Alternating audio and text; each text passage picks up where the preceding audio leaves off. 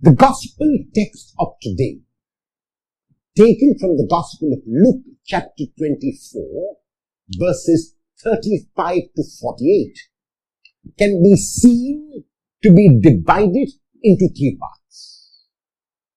The first part is when the disciples who were walking away from Jerusalem to Emmaus encountered Jesus on the way, and encountered him especially in the breaking of the bread when they invited Jesus to stay with them. Because they encountered Jesus and because they had to return to hope, they moved away from Emmaus, which is a symbol for giving up, which is a symbol for despair, to hope, that is to Jerusalem, which is a symbol for being optimistic and positive. When they came back, they narrated how they recognized the Lord in the breaking of the bread, by which they did not only mean the action of the Lord, no, they meant his entire life. And the reason why they meant his entire life when they used the phrase breaking of the bread, because this is what the Lord had done all through his life. He had broken himself. The second part is when the Lord appears to them in Jerusalem, because now even those two who had gone away have returned to Jerusalem, and so the community is complete, the community is united, the community is one again. It is in this environment that the Lord comes, and the Lord addresses their agitation. The Lord addresses their worry. The Lord addresses their anxiety.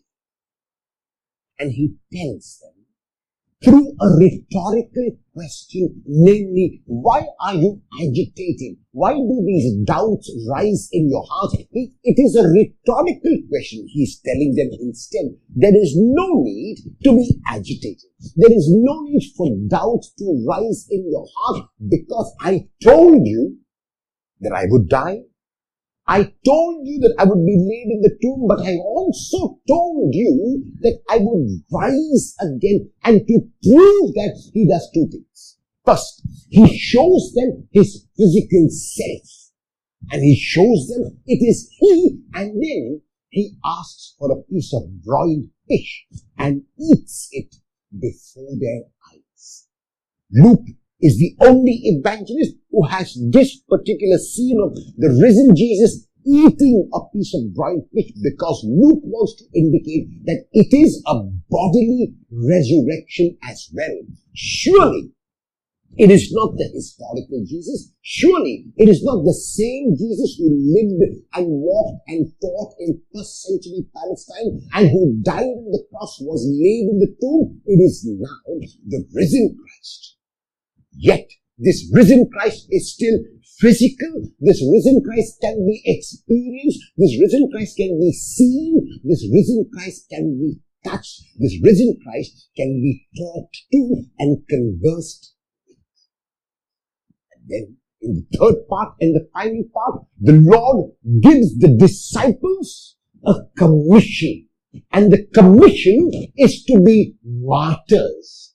And the reason why I say the commission is to be martyrs, because in the English translation, the commission is to be witnesses. This is how the text of today ends when the Lord tells his disciples, you are witnesses. The English word witness is a translation of the Greek marturia, on which we get our English martyr. And the marturia or the martyr is one who will bear witness to the Lord, not so much through the person's death, but more through the person's life. We are living at a time when the vaccine is being administered all over the world. And yet, we are living in a time when, like the disciples, we are agitated, we are doubtful, we are anxious, and we are worried. It is in our agitation and worry and anxiety that the risen Lord comes to us and asks us, through the form of a rhetorical question, why are you agitated? Why do these doubts rise in your hearts? What is the reason for your anxiety and worry when you know that I am the risen Christ? When you know that I am with you? When you know that I have told you convincingly that yes, even though I die, even though I will be laid in the tomb, I will rise again and I have. Can you believe that I am the risen Christ? Can you believe that I will never let anything happen to you that is not in your control? That I will never let anything happen to you that is to your detriment? That I will always walk with you? That I will show you the way? That when the road is steep, you will find me ahead of you. When the going is difficult, I will be there. When there are questions, I will try to answer. When there is confusion, I will be the clarity. This is what the Lord is saying to each one of us, even as we struggle to come to terms with what our next step must be. However, the Lord does not only assure us of His presence, the Lord gives us, if we are true disciples, also a commission by telling us, you have to be witnesses of this.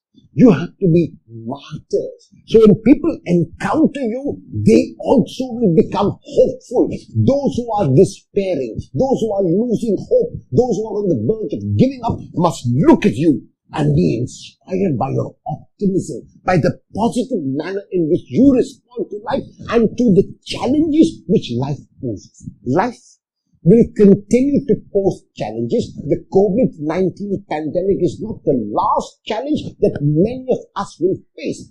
However, we can decide to face the challenge by giving up and by walking to Emmaus, by losing hope, by giving into despair, or we can respond by coming back from our own Emmauses to Jerusalem, where we will find the Lord. The Lord is inviting us not to give into agitation. The Lord is inviting us not to be anxious. The Lord is inviting us not to lose hope, and challenging us to be witnesses of an unconditional hope, of an unconditional positive nature of looking at life as the Lord would have.